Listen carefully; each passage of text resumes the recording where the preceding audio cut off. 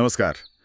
आज हम भगवत गीता के कुछ खास श्लोकों की गहराई में उतर रहे हैं। हाँ, नमस्कार। सवाल ये है कि भाई जो व्यक्ति ज्ञान की ऊंची अवस्था में है, जिसे अपने लिए कुछ पाने या खोने से मतलब नहीं, क्या उसे भी कर्म करना चाहिए?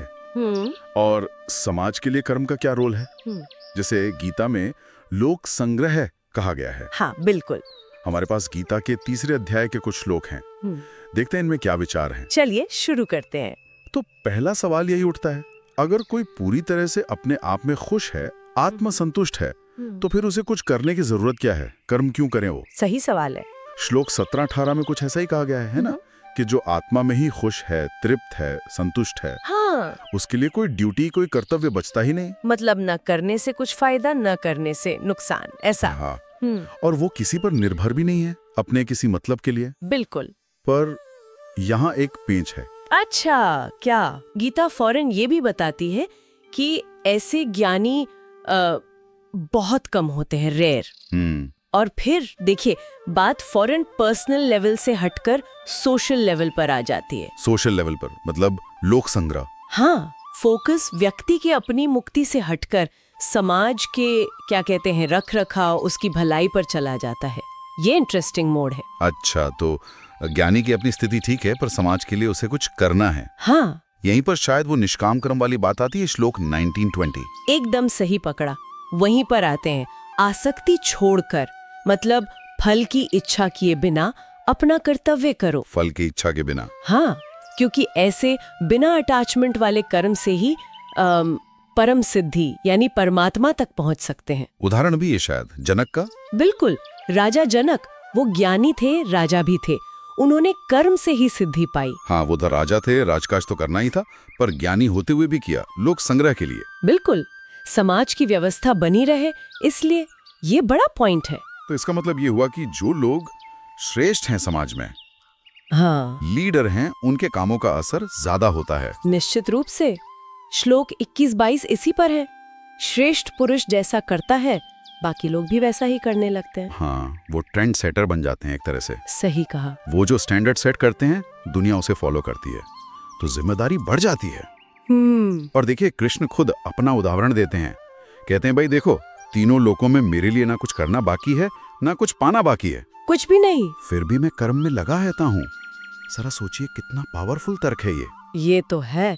मतलब जिसे कोई जरूरत नहीं वो भी कर रहा है, दूसरों के लिए एक मिसाल कायम करने के लिए। हाँ। तो अगर कृष्ण जैसे आदर्श ही कर्म छोड़ दें, कहें कि भाई हमें क्या जरूरत, तो क्या होगा? हाँ, यही सवाल श्लोक 23-24 में यही चिंता है। कृष्ण कहते हैं कि अगर मैं सावधानी से कर्म ना करूं, तो लोग मेरे पीछे चलने लगेंगे। मतलब वो भी कर्म छोड़ देंगे। हाँ, और नतीजा ये सारे लोग नष्ट हो जाएंगे। उत्सी देउर में लोग कहा, बाप रे, नष्ट हो जाएंगे। और मैं समाज में कंफ्यूजन, अव्यवस्था फैलाने वाला बनूंगा। संकरस्य च कर्ता श्याम, मतलब पूरा सामाजिक नैतिक ढांचा बिगड़ जाएगा। तो मतलब कर्म से भागना तो रास्ता नहीं है। बिल्कुल नहीं। शायद कर्म करने का सही तरीका वो ज्यादा जरूरी है। एकदम सार यही है। कर्म जरूरी है, खासकर वो कर्म जो निस्वार्थ हो, समाज की भलाई के लिए हो, लोक संग्रह के लिए। यहाँ तक कि ज्ञानियों के लिए भी। हाँ, उनके लिए भी, ताकि वो सही उदाहरण पेश कर सकें। कर्म छोड़ना, आलस करना, ये समाज के लिए बहुत हानिकारक हो सकता है। तो निचोड़ क्या निकला? दुनिया चलती रहे, इसके लिए सबको अपना पार्ट प्ले करना है, बिना अटैचमेंट के। बिल्कुल, अपना कर्तव्य निभाना है, फल की चिंता किए बिना। ठीक है, तो अगर हम आज की बात को समेटें, पहला, ज्ञानी भी लोक कल्याण के लिए कर्म करते हैं, भले ही उन्हें व्यक्तिगत जरूरत ना हो। दूसरा, जो श्रेष्ठ लोग हैं, उनके कर्मों का समाज पर गहरा असर पड़ता है, इसलिए उनकी जिम्मेदारी ज्यादा है। सही। तीसरा, कर्म छोड़ना समाज के लिए ठीक नहीं। और चौथा, कुंजी है निष्काम कर्म, बिना आसक्ति के ड्यूटी करना। बहुत अच्छे से समेटा आपने। तो आज की इस चर्चा से ये बात तो साफ है कि ज्ञान का मतलब कर्म छोड़ना या दुनिया से भागना नहीं है। नहीं, बिल्कुल नहीं। बल्कि इन श्लोकों के हिसाब से तो कर्म के प्रति सही नजरिया रखना, यानी बिना किसी स्वार्थ के अपने काम में लगे रहना, यही असली ज्ञान है। शायद यही मुक्ति का रास्ता भी। हाँ, ये हमें अपनी रोजमर्रा की जिंदगी में भी अपनी जिम्मेदारियों और निस्वार्थ सेवा की याद दिलाता है।